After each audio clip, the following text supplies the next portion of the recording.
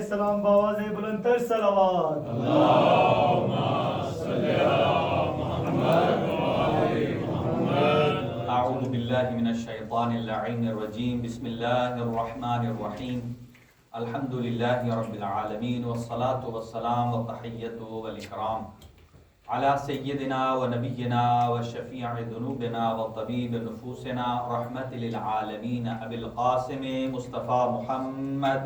اللهم صل على محمد وآل محمد. وعلى اہل بیتہ الطیبین الطاہرین المعصومین لا سیما علی بقیۃ اللہ الاعظم روحی و ارواح العالمین لتراب مقدمہ الفدا. عجل اللہ تعالی فرجہ الشریف وسهل الله تعالى مخرجه الشريف ولعنة الله على أعدائهم أجمعين من يومنا هذا إلى قيام يوم الدين.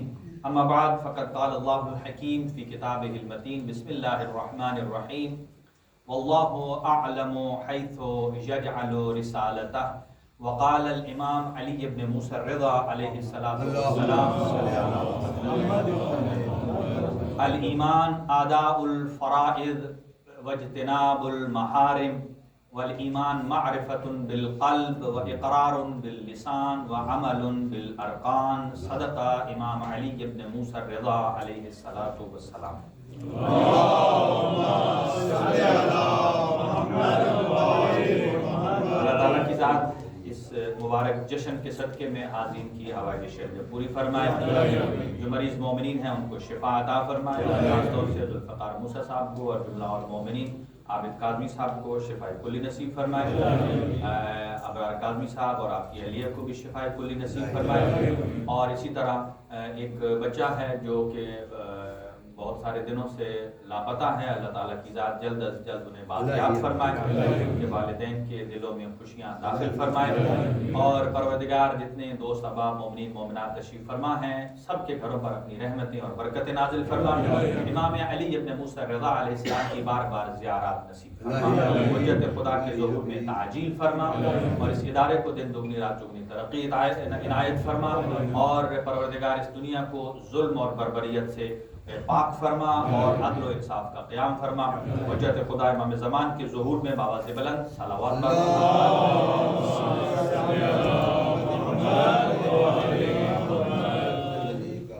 9:33 پر نماز کا وقت ہے. انشاءاللہ اس سے پہلے آپ کی خدمت میں گوشتگزار کریں گے کچھ معروضات امام علی بن موسیٰ رضا علیہ السلام کی.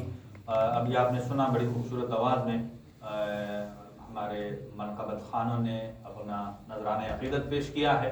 ہمارے استاد فرماتے تھے کہ یہ جیسا کہ قرآن کو بہترین سر میں بیان کرنا پڑھا جاتا ہے تاکہ جتنا کلام خوبصورت ہے اتنا ہی اچھے انداز سے پیش کیا جائے، اسی طرح اہل بیت کا ذکر بھی اور ان کی مدحت اور منقبت بھی جتنی اچھی انداز سے پیش کی جائے وہ خوبصورت ہوتی ہے. اسی لیے ہمارے استاد فرماتے ہیں یہ جو سر میں پڑھنے والے ہیں نا یہ ہمارے مولا کی بلبلیں ہیں. یہ ساری بلبلیں ہیں اور ہماری طرح تو کچھ بلبل کم ہی ہے. بہرحال عرض کریں گے آپ کی خدمت میں کہ امام علی ابن موسیٰ رضا علیہ السلام کی زندگی اور آپ کی حیات طیبہ میں سے کچھ مطالب. ایک تو علم بہت ہی واضح ہے. علمی عنوان سے آپ نے جو کام کیا ہے اور یہاں تک کہ آپ کا نام ایک تو ہے رضا جو ہے یہ آپ کا لقب ہے جو حضرت رسول خدا صلی اللہ علیہ وسلم نے دیا. اور اسی کے بارے میں جب امام تقی علیہ السلام سے کسی نے پوچھا، امام کے صحابی تھے، کہ لوگ یہ کہتے ہیں کہ چونکہ مامون نے آپ کو ولی عہدی دی اور ساتھ یہ لقب بھی رضا دیا، تو امام علیہ السلام نے بڑے ہی شدید انداز سے اس سے رد کیا.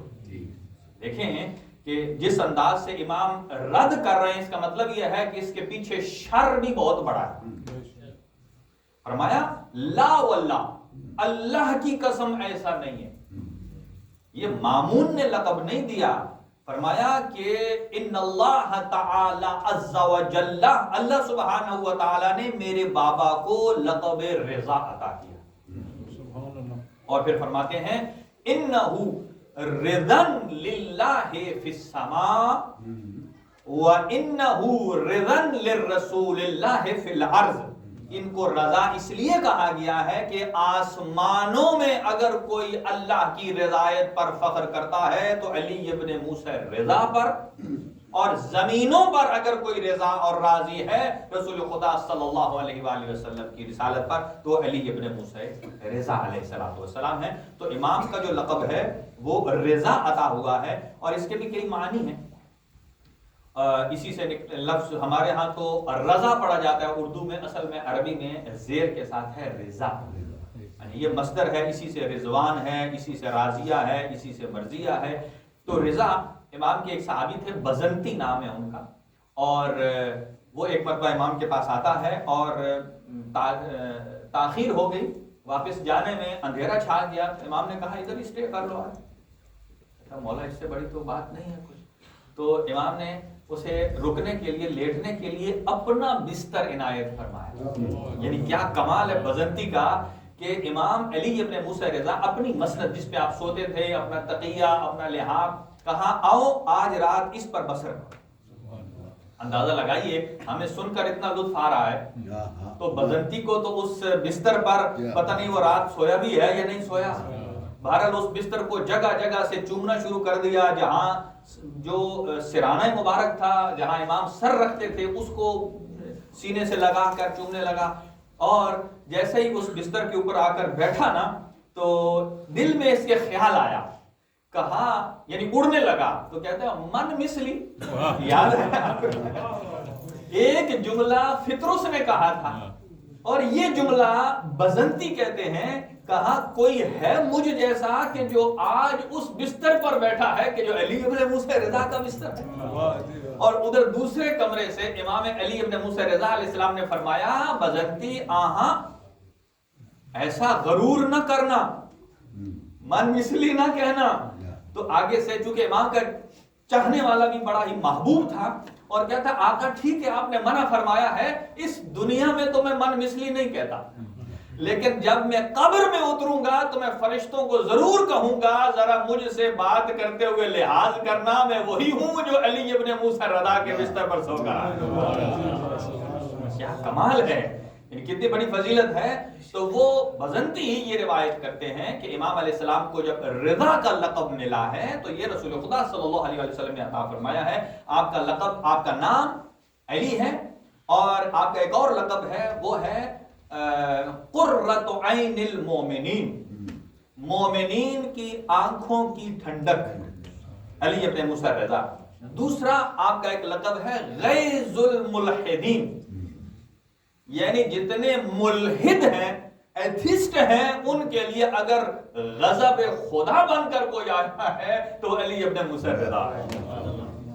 آج آپ چیٹ جی پی ٹی سے دیکھ لیجئے، اس سے پوچھیں کہ ملحد کتنی اقسام کے ہیں، وہ بھی آپ کو بتائے گا۔ ایک ملحد سخت ہوتا ہے، ایک ملحد نرم ہوتا ہے، ایک ملحد کی یہ قسم ہے، ایک تو کہتا ہے خدا ایگزسٹ ہی نہیں کرتا ہے، ایک کہتا ہے کہ ایگزسٹ کرتا ہے لیکن میری سمجھ میں نہیں آتا، کوئی کہتے ہیں کہ جناب ہمارے مذہب میں اللہ کا کوئی کردار نہیں ہے۔ تو غیظ الملحدین امام علی ابن موسیٰ رضا علیہ السلام ہے۔ آپ نے دیکھا کہ ابھی 15 دن پہلے شہادت گزری ہے چھٹے امام کی، یہ روایت سنیے گا۔ جب امام تقی علیہ السلام سے پوچھا کہ آپ کے بابا کا ایک اور نام بھی ہے، وہ کیا ہے؟ فرمایا وہ ہے عالم آل محمد، کہ آل محمد میں سے کوئی عالم ہے تو امام علی ابن موسیٰ رضا ہے۔ دیکھیں سارے کے سارے قمر ہوں تو بنی ہاشم کا قمر صرف ایک ہی ہے، وہ ابو الفضل عباس ہے، اور اسی طرح سارے کے سارے عقل مند ہیں لیکن عقیلہ بنی ہاشم بی بی مسافر شام۔ اسی طرح سارے عالم ہیں لیکن عالم آل محمد امام علی ابن موسیٰ رضا ہے۔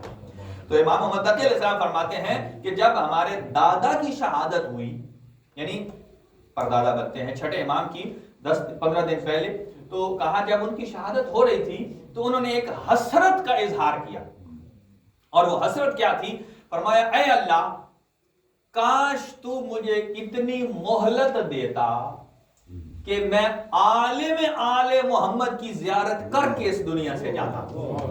اللہ اکبر، یعنی عالم آل محمد 8ویں امام کو فرمایا اے اللہ تو مجھے اتنی مہلت دیتا کہ میں عالم آل محمد کی زیارت کر کے اس دنیا سے آپ اندازہ لگائیں جس امام علی رضا کی زیارت کی خواہش صادق آل محمد فرما رہے ہیں، اور اسی لیے فرمایا کہ جو امام رضا علیہ السلام کی زیارت کرتا ہے اللہ سبحانہ و تعالی 70 مقبول حج کا ثواب، 70 مقبول عمرے کا ثواب عطا کرتا ہے. اور امام نے فرمایا جو میری زیارت کرتا ہے کمن زار رسول اللہ، گویا اس نے رسول خدا کی زیارت کی ہے.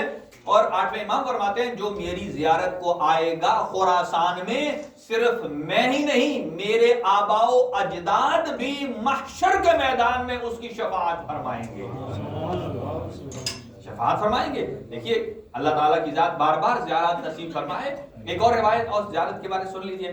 فرمایا کہ جو زیارت کرے گا امام رضا علیہ السلام کی، اللہ سبحانہ و تعالی 8 عظیم المرتبت شخصیات کی اسے زیارت نصیب کرے گا. 4 من الاولین 4 من الاخرین. جب محشر کے میدان میں پہنچے گا یہ زیارت کرے گا حضرت نوح علیہ السلام کی، حضرت ابراہیم علیہ السلام کی، حضرت عیسیٰ علیہ السلام، حضرت موسیٰ علیہ السلام کی زیارت. یہ 4 من الاولین پہلے 4 اور 4 آخرین کی زیارت کرے گا امام رضا کے صدقے. رسول خدا صلی اللہ علیہ وآلہ وسلم کی، حضرت امیر المؤمنین کی اور حسنین کریمین کی. تو جب ان 8 ہستیوں کی ملاقات ہو جائے محشر کے میدان میں پھر اس کا بیڑا پار ہے. لہذا امام کے بہت سارے القابات ہیں، اور جب آپ اس دنیا میں تشریف لاتے ہیں اور آپ نے سر سجدے میں رکھا توحید پروردگار کو بیان کیا دائیں ہاتھ سے، اشہد اللہ الہ الا اللہ وحدہ لا شریک لہ، توحید پروردگار. تو یہی خاندان ہے. اور یہ جو عرض کرتا ہوں یہ ہمارے اصول دین ہیں 5: توحید، عدل، نبوت، امامت، قیامت. یہ جو کمپائل، یہ جو ترتیب دی گئی ہے یہ ترتیب امام علی ابن موسیٰ رضا علیہ السلام نے. دیکھیں شیعوں کے کتنے ٹوٹل کتنے امت کے رسول نے فرمایا فرقے ہیں 73، اور ان میں سے 13 تو شیعوں کے ہیں. کسے ہیں؟ شیعوں کے. اور یہ شیعوں میں جتنے فرقے بنے ہیں یہ امام رضا علیہ السلام سے پہلے بنے. امام رضا علیہ السلام کے بعد کوئی فرقہ نہیں بنا. یعنی اگر نصیریوں کا بنا تھا جن کا تشیع سے کوئی تعلق نہیں ہے وہ بھی پہلے، اگر اسماعیلی بنے ہیں وہ بھی پہلے، بوہرے ہیں وہ بھی پہلے، اسی طرح زیدیہ ہیں وہ بھی پہلے ہیں، اور بھی ہیں جو وہ واقفہ بنا وہ بھی پہلے بنا. لیکن امام رضا علیہ السلام کے بعد کوئی فرقہ نہیں بنا. امام تقی علیہ السلام فرماتے ہیں کہ جس نے میرے بابا کی امامت کا اقرار کیا گویا اس نے 12 اماموں کی امامت کا اقرار کیا. کیوں؟ اس کے بعد جتنے ہیں وہ اثنا عشری ہیں، جو ہٹ گئے ہیں وہ اثنا غیر عشریہ ہیں. تو امام محمد تقی علیہ السلام نے ارشاد فرمایا کہ آپ کے بعد جتنے بھی آئے ہیں، اور وجہ کیا ہے کہ جیسے صادق آل محمد کو بڑا پیریڈ ملا، ٹائم ملا بنو امیہ اور بنو عباس کے درمیان کہ آپ رسول خدا کے اقوال اور فرامین کو پھیلائیں، اسی طرح امام رضا علیہ السلام کو جو وقت ملا ہے انہوں نے رسول خدا کے علم کو لوگوں تک پہنچایا ہے اور عصمت کا پرچم بلند کیا ہے اور غیر عصمت کو سرنگون کیا. اسی کے لیے یہ جو حدیث مشہور ہے سلسلۃ الذہب، کلمۃ لا الہ الا اللہ حسنی، امام نے فرمایا یہ حدیث آپ نے کب ارشاد فرمائی کہ جب مامون نے امام علیہ السلام کو مدینہ سے بلایا. یہ پورا ایک سفر نامہ ہے، آپ کہاں کہاں سے گزرے ہیں. عرض کرتا ہوں اس مختصر وقت میں کہ جب امام کو بلایا اور امام نے مر ایک جگہ ہے وہاں پر امام نے ارشاد فرمایا یہ جملہ، اور حدیث جسے کہتے ہیں سلسلۃ الذہب، اس میں ایک جملہ سنیے گا بڑا خاصا معتبر ہے. اور امام جب حدیث بیان فرما رہے تھے تو 33,000 لکھنے والے، کتنے؟ 33,000. تو یہاں ہمارے استاد فرماتے ہیں کہ پتہ نہیں یہ انتظام قدرت ہے یا انتقام قدرت. آپ جشن کی طرف ہیں، ایک ہے انتظام قدرت اور ایک ہے انتقام قدرت. کہاں انتظام یہ ہو سکتا ہے میں بھی اللہ سبحانہ و تعالیٰ امام رضا علیہ السلام کی اس حیبت کو بلند کرنا چاہتا ہو. فرماتے ہیں اگر یہ ہو تو صحیح ہے، انتظام قدرت ہو سکتا ہے، اور فرمایا انتقام قدرت بھی ہو سکتا ہے. میں بھی اللہ سبحانہ و تعالیٰ نے اتنے بندوں کو کاغذ قلم دوات لے کر اس انتظار میں چھوڑا کہ ابھی فرزند پیغمبر جو اسم با مسمى محمد ہے وہ بولے تو ہم لکھے. گویا انتقام قدرتی ہو سکتا ہے کہ گویا کل ایک محمد نے کاغذ قلم دوات مانگا تھا اور انہوں نے ریفیوز کیا تھا, تو ون ٹائم ریفیوزل کے بدلے میں اللہ ایک محمد سے کہلوا رہا ہے اور 33,000 سے لکھوا رہا ہے. یہ ہے انتقام. جب اللہ پہچانوانا چاہے وہاں ایک قلم دوات کی ریفیوزل اور یہاں 33,000 لکھا ہے اور انتظار میں ہے کہ کچھ فرزند پیغمبر بولے. اور امام احمد ابن حنبل جو ہیں انہوں نے بہت خوبصورت اس روایت کو نقل کیا ہے, اہل سنت کے امام ہیں, اور امام احمد ابن حنبل یہ کہتے ہیں کہ جب امام نے اس حدیث کو بیان فرمانا چاہا تو فرمانے سے پہلے اپنے سلسلے کو بیان کیا. یعنی میں نے یہ روایت اپنے بابا سے سنی ہے, انہوں نے اپنے بابا سے, انہوں نے امام صادق سے, انہوں نے 5ویں امام سے, 4تھے امام سے, رسول خدا تک, اور انہوں نے اللہ کا علم دیا ہے. کہا کہ اس میں ایک جملہ بیان کرتے ہیں, کہا اس ایک سلسلے سے گویا وہ بتانا چاہتے ہیں کہ رسول خدا صلی اللہ علیہ وسلم کے بعد کسی بھی روایت کو پیش کرنے کے 2 ہی ذریعے ہیں. ایک ہے عصمت کا پیٹرن اور ایک ہے غیر معصوم کا پیٹرن. امام رضا بتانا یہ چاہتے تھے کہ یہ جس سلسلے سے میں بتا رہا ہوں اس میں کہیں بھی نہ گناہ کی آمیزش ہے, نہ کہیں غفلت کی آمیزش ہے, اور نہ کہیں بھول چوک ہو سکتی ہے, اور نہ کہیں ایسا فرد آ سکتا ہے جو عدالت کے پیمانے سے اتر جائے. گویا امام احمد ابن حنبل یہ بتانا چاہتے ہیں کہ نبی کے بعد روات کے سلسلے 2 ہیں, ایک معصوم ہے اور ایک غیر معصوم. اور دوسرا جملہ فرماتے ہیں یہ سلسلہ اتنا خوبصورت ہے, اگر یہ کوئی بندہ دیوانہ ہو, دیوانہ سمجھیں پاگل ہو جائے, تو اس سلسلے کے ناموں کو پڑھ کر آپ اس پہ پھونک دیں ایسے دم کر, تو وہ دیوانہ ٹھیک ہو جائے. یعنی وہ کیا اہل بیت کے نام ہے نا, محمد و علی و فاطمہ و الحسن و الحسین, یہ سارے نام ایک پانی پر پھونک کر اس کے اوپر ڈال دیں, یا ڈائریکٹ اس جو ہوتا ہے مدیون اس پر ڈال دیں, پھونک دیں. اور یہ نہیں کہا امام احمد ابن حنبل نے کہ پھونکنے والا کوئی معصوم ہو, فرمایا اگر غیر معصوم بھی ان معصوموں کے ناموں کو لے کر پھونک دے تو وہ دیوانہ. آپ سنیے گا یہ کون تھا جن کے نام جو معصوم ہیں, اور ان معصوموں کے اوپر سب سے بڑے وارث کون ہیں؟ حضرت محمد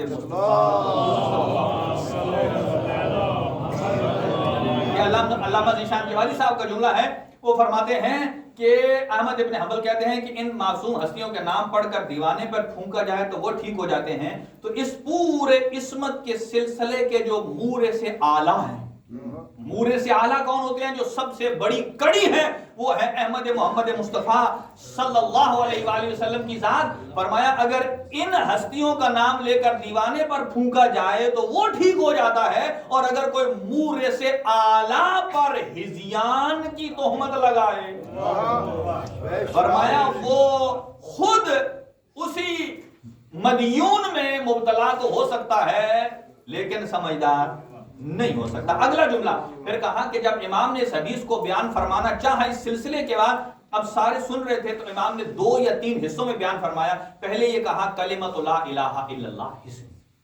اچھا, جب وہ سارے لوگ جمع تھے ان کی خواہش تھی کہ ہم جمال رسالت کی زیارت کریں.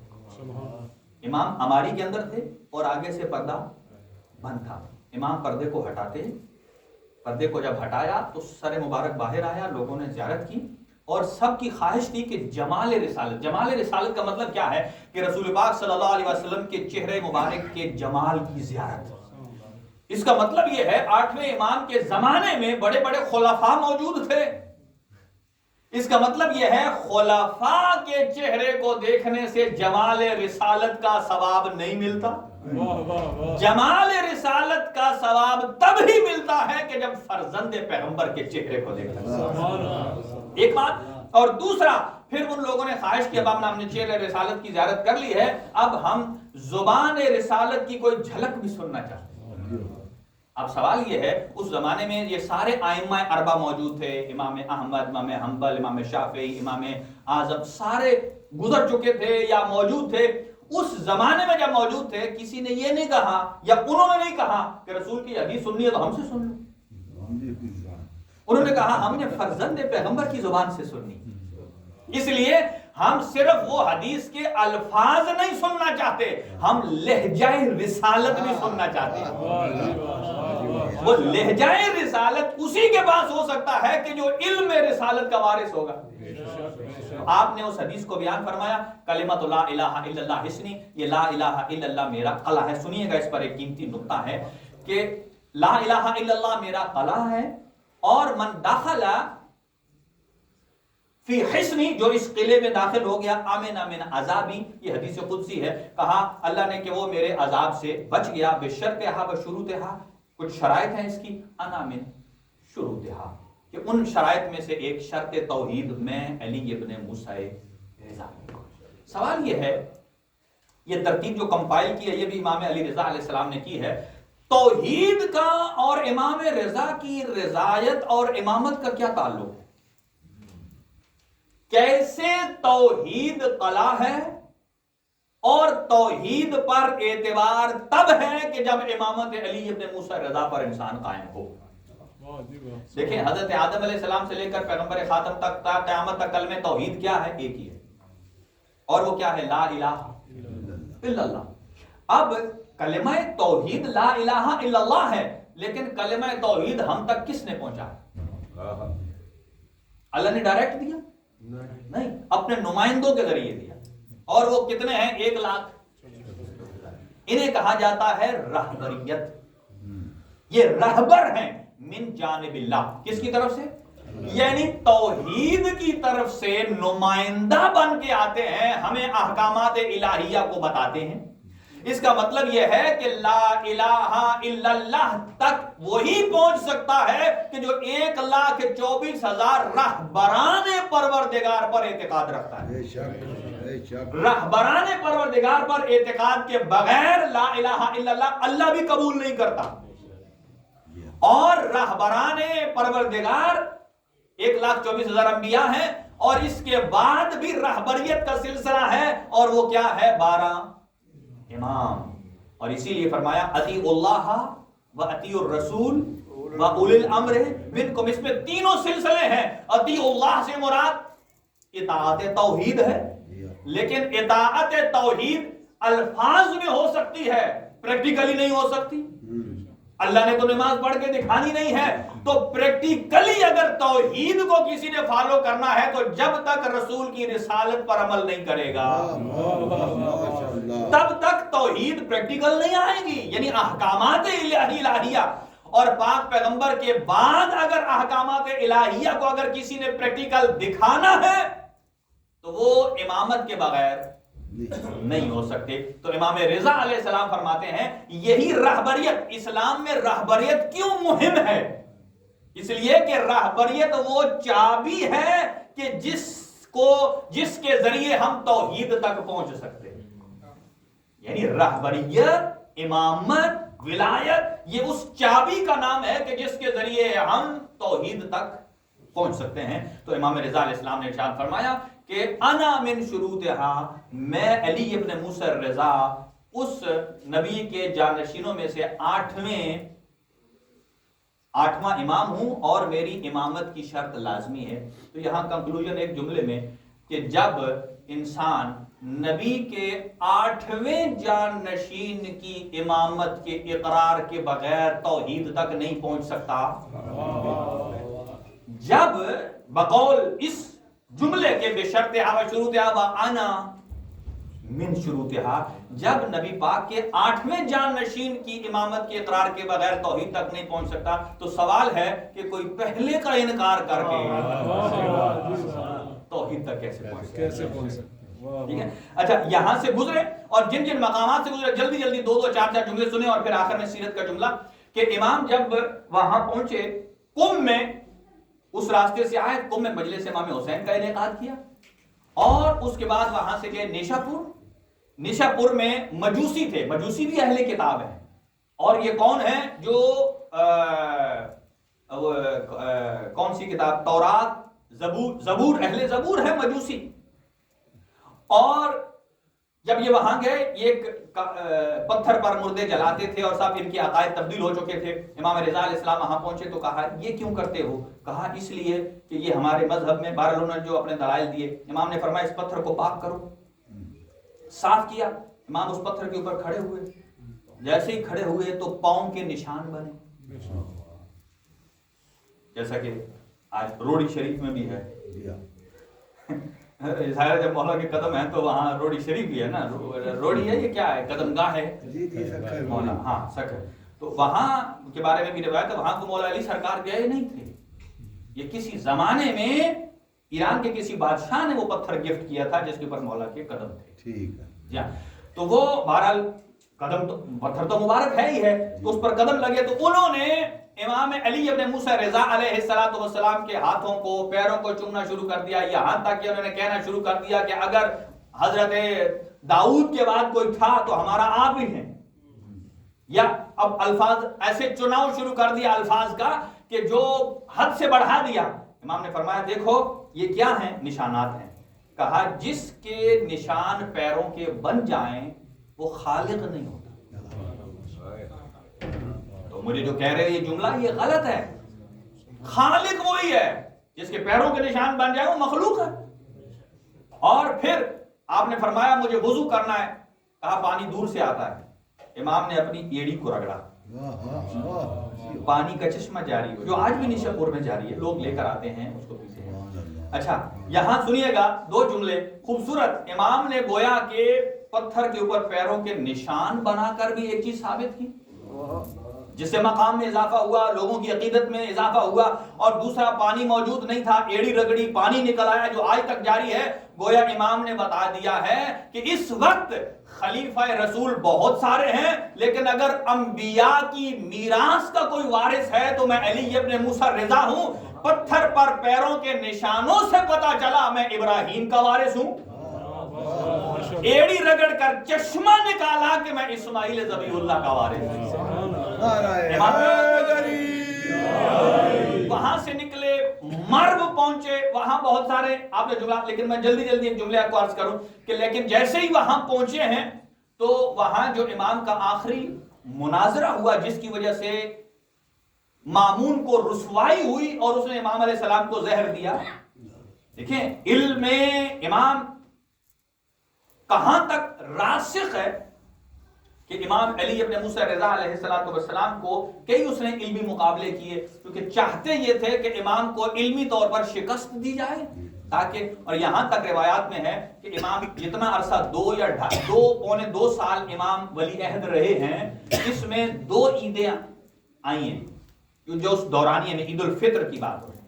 تو اس دونوں عیدوں میں پہلے کہا گیا امام کو آپ عید پڑھانے کے لیے جائیے. امام جب گھر سے باہر نکلتے تھے تو عید گاہ پر پہنچنے سے پہلے ہی کہا جاتا تھا کہ آپ واپس چلے. کیوں کہا جاتا تھا؟ خلاصہ ایک جملے میں عرض کرتا ہوں, اس لیے کہ جب بھی امام رضا نکلتے تھے گھر سے, ایک تو جمع غفیر آ جاتا تھا, اور جو زبان زد عام جملہ تھا, فرمایا امام علی رضا جب گھر سے نکلتے تھے تو لوگ یہ کہتے تھے ایسے نکل رہے ہیں کہ جیسے محمد مصطفیٰ نکل کر آ رہے ہیں.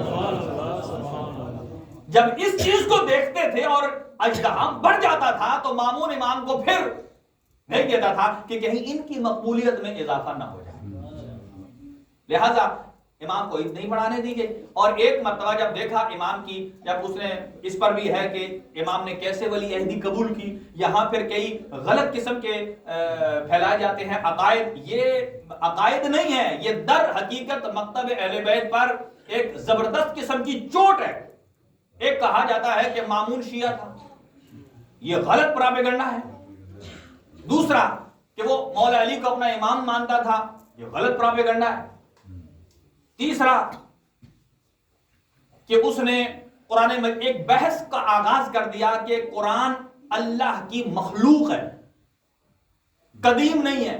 یہ ایک بڑی ڈیبیٹ ہے، اور یہ عقیدہ مکتب اہل بیت کا ہے کہ قرآن مجید بھی جیسے اور چیزیں مخلوق خدا ہیں، ایسا ہی قرآن بھی اللہ کا کلام ہے اور مخلوق پروردگار ہے.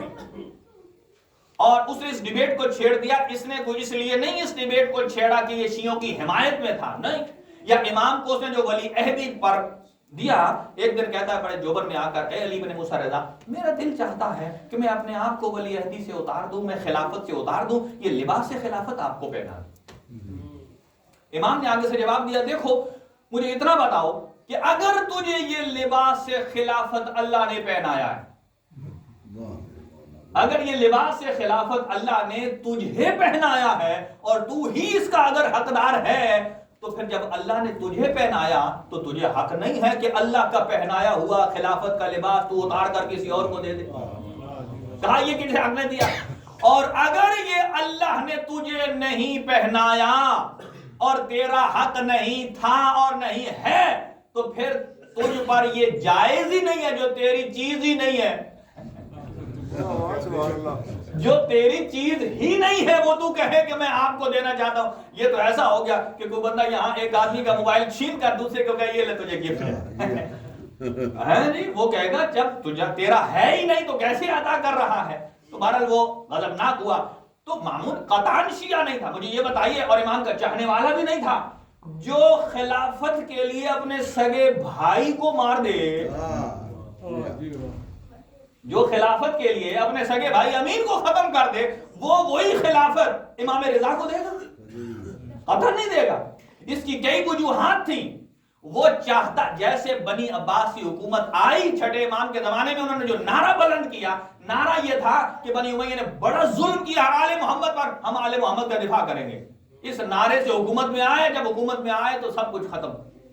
اس نے چونکہ ہارون الرشید نے، وہ قاتل تھا امام موسیٰ کاظم علیہ السلام کا، اور اس نے بدلہ لینے کے لیے، یعنی اپنا دل نرم کرنے کے لیے، ہمارے خاندان سے اہل بیت والے جو ان سے محبت کرنے والے ہیں وہ دشمن ہو گئے، امام رضا کو لایا ولی عہدی پر. امام نے فرمایا میں اسے قبول نہیں کرتا. یہ بات یاد رکھیے، مکتب اہل بیت میں ولی عہدی کا کوئی عہدہ نہ امام کے لیے ہے نہ نبی کے لیے. یہ ولی عہدی اللہ کا عہدہ نہیں ہے. اللہ کے عہدے دو ہی ہیں، یا نبی رسول یا ان کے بعد امام. ولی عہدی نے، اچھا امام ولی عہد ہو یا نہ ہو، امامت کا درجہ اس سے کہیں بلند ہے. دیکھیں تو امامت اتنا بلند درجہ ہے، انہیں خواہش ہی نہیں ہے کہ وہ کسی کے ولی عہد بنے. کوئی مانے نہ مانے امام ہے. اور جب اس نے یہ کہا تو امام علیہ السلام اس نے ایک مناظرہ کیا. میں جلدی اس کو تمام کروں. جو آج بھی آپ گوگل پر دیکھ سکتے ہیں، چیٹ جی پی ٹی پر دیکھ سکتے ہیں، ڈیپ سیک پر دیکھ لیں. یعنی اگرچہ آج بائبل تبدیل ہو چکا ہے، تورات تبدیل ہے، یعنی اس ٹیکسٹ میں نہیں ہے کہ جو اللہ نے کلام الہیہ کو نازل کیا، لیکن وہ جو دلیل امام رضا علیہ السلام نے دی ہے وہ آج کے بائبل میں بھی ہے اور آج کے تورات میں بھی ہے. اور وہ کیا کہ جب اس نے سارے مکاتب کو بلایا، اس میں مجوسی تھے، اس میں زرتشت تھے، اس میں ملحدین تھے، اس میں بنی اسرائیل والے تھے، عیسائی، سب محدثین کو بلایا اور اس نے ایک طرف، اور یہ 202 ہجری میں اس نے ایک مناظرہ کرایا. چونکہ 200 بندے بلائے اور 2 بندے ایکسٹرا تھے، ایک امام علی رضا علیہ السلام اور ایک مامون. بندے کتنے ہو گئے؟ 202. اور ہجری بھی 202، تاکہ یہ یاد رہے. یہاں بھی ہوا، اس کو بیان نہیں کرتا ہوں دوسرے. اور اس کے بعد فوراً جب اس میں شکست ہوئی اس کو، پھر فوراً اس نے سارے لوگ بلائے اور بلا کر کہا کہ امام رضا علیہ السلام کو علمی طور پر شکست دینی ہے. یہ پریشر تھا بنی امیہ کی طرف سے، بنو عباس کی طرف سے مامون پر کہ آپ نے کیوں آل محمد کا بندہ ولی عہد بنایا. اس لیے کہ یہ خلافت تو آئندہ پھر آل محمد میں چلی جائے گی. تو مامون ایک جملہ کہتا تھا، اگر علمی طور پر انہیں شکست دے سکتے ہو تو میں آج ہی اتارنے کو تیار. اس کا مطلب یہ ہے کہ امین کوئی موافق نہیں تھا، مخالف تھا، مخالف بھی اعتراف کر رہا ہے کہ انہیں اگر شکست نہیں دی جا سکتی تو علمی اعتبار سے تاریخ وہی ہے جو دشمن کرے. اچھا اس نے سب کو بلایا اور امام کا ایک صحابی ہے جس کا نام ہے ہرسمہ بن اعین، اس کی بھی مشہد کے اطراف میں قبر ہے، جو زیارت کے لیے جاتے ہیں وہاں جاتے ہیں. اور ہرسمہ بن اعین ایک دن بڑا جلدی تیز آیا امام علی ابن موسیٰ رضا کے پاس. کہا مولا جی کیا بات ہے؟ کہا مامون نے تو اتنے بندے بلا لیے ہیں، 200، ایک 100 کی لائن ادھر لگا دی ہے، ایک 100 کی لائن ادھر لگا دی ہے، بیچ میں 2 کرسیاں ہیں، ایک اس نے اپنی رکھی ہے، ایک آپ کی رکھی ہے خالی، تاکہ وہ 100 آپ سے سوال کریں گے اور مناظرہ کریں گے. تو جب وہ سانس پھول رہی تھی تو امام علی رضا نے فرمایا کہ تو پھر اس میں پریشانی کی بات کیا ہے؟ تو کہتا ہے میں اس لیے آیا ہوں، پریشانی کی بات نہیں ہے، میں اس لیے آیا ہوں کہ وہ اتنی تیاری کر رہے ہیں تو وقت سے پہلے میں آپ کو مطلع کرنے آ رہا ہوں کہ آپ بھی تھوڑی سی تیاری کر لیں. میں کہوں گا ہرسمہ تو نے آج کے مناظر دیکھے ہیں جو بڑے بڑے صندوقوں والے، وہ کتابوں والے ہوتے ہیں. تو امام مسکرائے، جب یہ کہا نا آپ تیاری کر لیں، امام مسکرائے اور مسکرا کر کہتے ہیں اے ہرسمہ کیا تیرا امامت کے بارے میں یہی عقیدہ ہے؟ یہ آج بھی ہمیں سوچنے کی ضرورت ہے. امامت کے بارے میں یہی عقیدہ ہے کہ امام کو سوال کے جواب کے لیے تیاری کرنی پڑتی ہے؟ کہا نہیں آقا مجھے اتنا تو بھروسہ ہے. تو کہا نہیں آپ بہرحال کچھ بھی تاکہ جلدی سے جواب دے دیں. امام نے جملہ کہا، فرمایا اے ہرسمہ دیکھ عصمت کا ایک خاصہ ہے، ایک اسپیشلٹی ہے معصوم کی، اور وہ کیا ہے کہ معصوم کا علم نقد ہوتا ہے، ادھار نہیں ہوتا. دیکھیں نا جو جانتے ہیں نقد اور ادھار سودا کیا ہوتا ہے کہ اگر آپ انسٹالمنٹ پر لیتے ہیں اسے کہتے ہیں ادھار، یا جو کہتے ہیں آج نہیں تو میں کل پرسوں دے دوں گا یہ ہے ادھار. نیٹ پے کرنا اسے کیا کہتے ہیں؟ نقد. کہا امام کا علم نقد ہوتا ہے، اس لیے اللہ نے قرآن میں فرمایا کل شیء احصیناہ فی امام مبین. اللہ نے ہر شے کو امام مبین کے تحت جمع کر دیا ہے. جب ہر شے کہا ہے تو اس میں علم بھی ہے، شجاعت بھی ہے، سخاوت بھی ہے. اور پھر کہا ٹھیک ہے ہمیں آمادگی کی ضرورت نہیں ہے، جلدی سے 10 منٹ ہے پورے توجہ میری طرف رکھیے گا تو میں جلدی تمام کروں. اور جیسے ہی انہوں نے تیار کر لیا اور انہوں نے پیغام بھیجا کہ جائیے اب امام کو بلا کر لیا.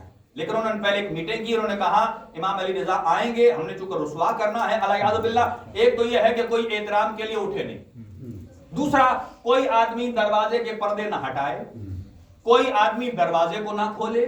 جب کوئی آدمی اٹھے گا نہیں تو جو پہلے اٹھتے تھے ایک ولی عہد کے لیے تو ان کے لیے تھوڑا سا ایک عجیب مقام ہوگا. بہرحال پلاننگ کی، ہرسمہ کو کہا جو امام کو بلا کے لیا. ہرسمہ آیا امام کو بلانے کے لیے.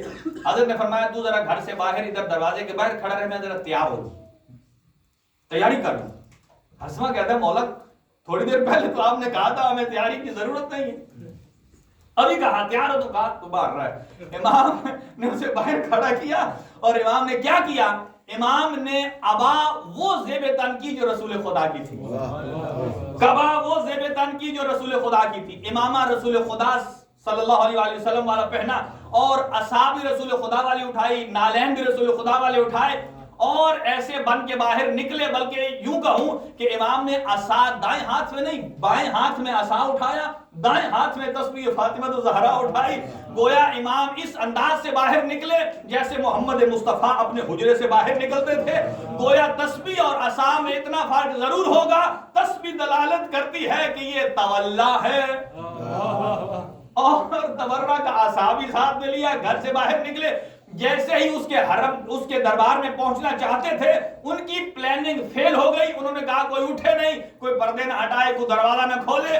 یہاں فرشتوں نے آ کر حضور کے لیے دروازے کھولے، ہواؤں نے پردے ہٹائے، ملائکہ نے استقبال کیا، اور امام رضا کے ماتھے سے ایسی روشنی نکلی، ایسا نور ساطع ہوا کہ اس پورے دربار میں بیٹھا ہر فرد اپنے پنجوں کے بال اٹھ گیا. اور امام رضا علیہ السلام وہاں اپنے مقام پر جب تشریف فرما ہوئے اور جب کسی نے پوچھا مامون سے تم نے تو کہا کوئی اٹھے نہیں، کہا ہماری پلاننگ تو یہی تھی جیسے امام رضا آئے ہمیں لگا کہ کسی نے ہمارے گریبان میں ہاتھ ڈال کر ہمیں علی رضا کے استقبال میں کھڑا کر دیا۔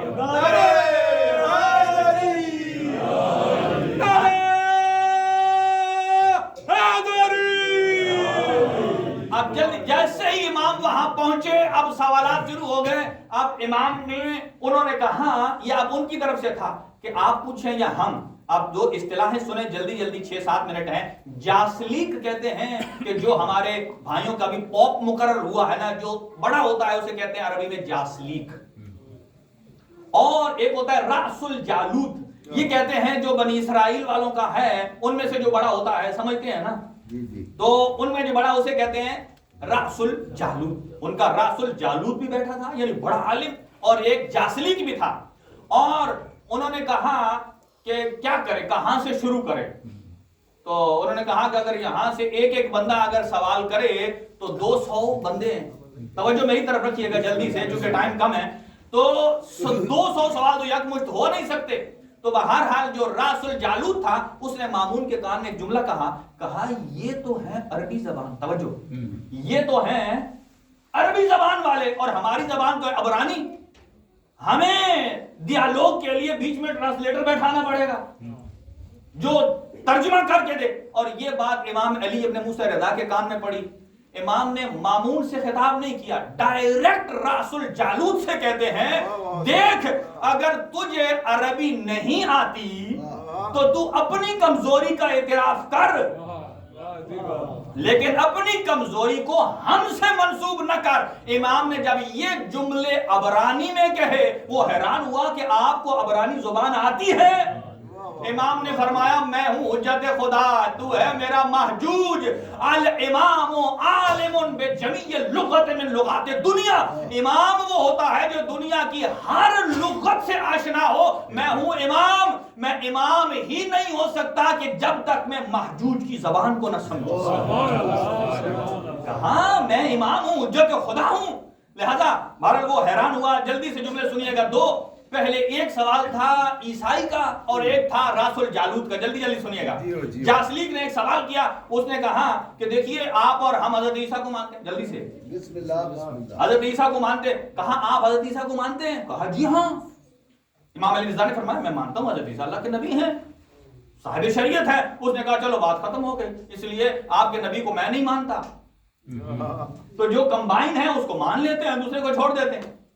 پھر اگلا سوال اس نے ذہن میں یہ رکھا ہوا تھا کہ میں کہوں گا آپ کے نبی زندہ ہیں،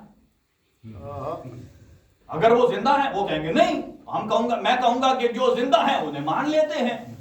امام نے فرمایا دیکھ عیسیٰ کو تو میں مانتا ہوں لیکن اس عیسیٰ کو نہیں جسے تو مانتا ہے۔ میں اس عیسیٰ علیہ السلام کو مانتا ہوں کہ قرآن مجید میں آیت ہے یا بنی اسرائیل انی رسول اللہ علیکم، کہ میں اللہ کا رسول بن کر آیا ہوں تمہاری طرف، اور مبشرن بالرسول، میں تمہیں ایک رسول کی خبر دینے والا ہوں جو میرے بعد آئے گا، نام احمد ہوگا۔ فرمایا میں اس عیسیٰ کو مانتا ہوں جو محمد مصطفیٰ کے آنے کی خبر دے۔ اگر اسے تو مانتا ہے تو ٹھیک ہے۔ پھر امام نے جلدی سے پوچھا مجھے یہ بتا کہ میں نے یہ سنا ہے کہ حضرت عیسیٰ، ان کا بقول حضرت عیسیٰ اللہ کے بیٹے ہیں چونکہ تثلیث کے قائل ہیں، خدا ہیں، حضرت عیسیٰ ہے، روح القدس ہے۔ کہا حضرت عیسیٰ نماز روزہ نہیں پڑھتے تھے، نہ نماز پڑھتے تھے نہ روزہ رکھتے تھے۔ اس نے کہا کس نے آپ کو کہا آپ عالم ہیں؟ حضرت عیسیٰ تو رات کو بستر نہیں بچھاتے تھے، دن کو دسترخوان نہیں لگاتے تھے، یعنی دن کو روزے سے، رات کو عبادت کرتے تھے۔ حضرت نے فرمایا اچھا اتنا مان گئے ہو، عبادت کرتے تھے؟ ہاں۔ روزہ رکھتے تھے؟ ہاں۔ یہ کیا ہیں؟ عبادات ہیں؟ کہا جی ہاں۔ تو کہا اگر وہ خود خدا ہے، اگر خود خدا ہیں تو عبادت کس کی کرتے ہیں؟ تو جو کسی دوسرے کی عبادت کرتا ہے وہ ابن نہیں ہوتا، وہ عبد خدا ہوتا۔ وہ ابن خدا، اللہ کا بیٹا نہیں ہوتا، وہ عبد خدا ہوتا ہے۔ اور دوسرا اس لیے جو کسی کی عبادت کرتا ہے تو وہ معبود ہونے میں کسی کا محتاج ہے، تو جو خود محتاج ہو وہ کبھی خدا نہیں ہو سکتا۔ 3 منٹ ہے، اگر آپ کی توجہ میری طرف آنکھیں کھول کے رکھیں گے۔ یہ سوال اس کا تھا۔ اب دوسرا آ گیا وہ جاسلیک راس الجالوت والا۔ حضرت نے اسے پوچھا تو مجھے یہ بتا کہ حضرت موسیٰ سے پہلے سارے نبیوں کو مانتے ہو، بعد والوں کو کیوں نہیں مانتے؟ حضرت موسیٰ اور ان کے پہلے سارے نبیوں کو مانتے ہیں، بعد والوں کو نہیں مانتے۔ کہا اس لیے کہ ان کے معجزات نہیں ہیں۔ کہا ان کے معجزات تو ہیں، کہا وہ ہم نے دیکھے نہیں۔ کہا حضرت موسیٰ کے دیکھے تو حضرت موسیٰ کے دیکھے ہیں یا ان سے پہلے والوں کے؟ کہا نہیں، لیکن ہم نے اپنی معتبر کتابوں میں پڑھا ہے کہ وہ ہیں۔ حضرت نے فرمایا اگر انہی معتبر کتابوں میں سے کہ جو تو نے پڑھے ہیں اگر میں بعد والے انبیاء کے بھی دکھا دوں کیا مانے گا؟ کہا جی ہاں مانوں گا۔ کہا بعد والے انبیاء نے اس سے بڑے بڑے معجزات دکھائے ہیں، مردے کو زندہ کرنا، حضور سرور کائنات نے سارے دکھا دیے۔ اور حضرت نے ایک چیلنج کیا، کہا دیکھ دکھانا اور ہے، کر کے دکھانا اور ہے۔ میں تجھے دکھاتا بھی ہوں، اور اگر اس وقت تو جس نبی کا معجزہ ڈیمانڈ کرتا علی ابن موسیٰ رضا ابھی پیش کر کے دکھائیں گے۔ اس نے کہا یہ کیسے؟ توجہ، کہا مجھے یہ بتا، کہا یہ بھی لکھا ہے تیری تورات میں، یہ بھی لکھا ہے کہ علی رضا کر کے دکھائے گا تیری تورات میں۔ کہا کیسے؟ کہا مجھے یہ بتا تو تورات کا صرف ناظرہ جانتا ہے یا حافظ بھی ہے؟ کہا میں صرف ناظرہ جانتا ہوں۔ کہا تو ایسا کر، اس کی فلاں سفر، ہمارے ہاں صورتیں ہوتی ہیں نا، اس کا سفر ہے، فلاں سفر نکال اور اس کی پہلی سطر سے کھول کے دیکھ، میں پڑھتا ہوں تو تصدیق کر میں نے صحیح پڑھا یا غلط پڑھا۔ امام نے جب ایک صفحہ پڑھا عبرانی میں، وہ اس کی آنکھیں ہکا بکا رہ گئی اور بند کر کے کہتا ہے ابن رسول اللہ مجھے یہ بتائیے کہ آپ نے سیکھا کہاں سے ہے؟ مجھ سے تو بہتر عبرانی آپ پڑھ رہے ہیں۔ امام نے اسے بتایا صرف ان لوگوں میں اتنا بتا دے، تجھے اس کا واسطہ جو صاحب تورات ہے ان سب لوگوں کو بتا دے کہ تو بہتر عالم ہے یا میں۔ اس نے کہا یہ سب سے بہتر عالم ہے۔ اور جو اس نے کہا کہ دلیل کیا ہے، حضرت نے فرمایا میں تجھے دلیل دیتا ہوں آج بھی۔ امام نے فرمایا تو اسی میں سے ایک سورت ہے یا اسے آپ سفر کہہ لیں، وہ ہے حباکوک، یعنی اس کا عربی میں جو آج کل ورژن ہے وہ آج بھی گوگل میں موجود ہے۔ حباکوک سورت نکالو اور اس کی فلاں نمبر آیت نکالو۔ 3 آیتیں امام نے پڑھی۔ کہا پہلی آیت یہ ہے تجلی ربک علی جبل طور، یہ آج بھی موجود، تجلی ربک علی جبل طور، کہ اللہ سبحانہ و تعالی نے پہاڑ طور جو ہے کوہ طور پر اپنی تجلی کو ظاہر کیا۔ کہا بتا اس سے مراد کون ہے؟ اس نے کہا یہ وہی پہاڑ ہے کہ جو حضرت موسیٰ پر وحی آئی۔ توجہ رکھیے گا، جبل طور، تجلی ربک علی جبل طور، کہ تیرے رب نے تجلی دکھائی نور کی۔ کہا یہ وہ ہے کہ جو حضرت موسیٰ پر وحی آئی ہے۔ کہا اس کے بعد کی آیت ہے وَتَجَلَّى رَبُّكَ عَلَى جَبَلِ سَعِيرٍ، کہ اللہ سبحانہ و تعالی جبل سعیر پر تجلی کرے گا۔ اس سے مراد کیا ہے؟ نہ بنی اسرائیل والے کو پتا تھا، نہ جاسلیق کو پتا تھا۔ کہاں آپ ہی جانتے ہیں، فرمایا یہ وہ پہاڑ ہے کہ جس پر حضرت عیسیٰ علیہ السلام کو وحی نازل ہوتی ہے۔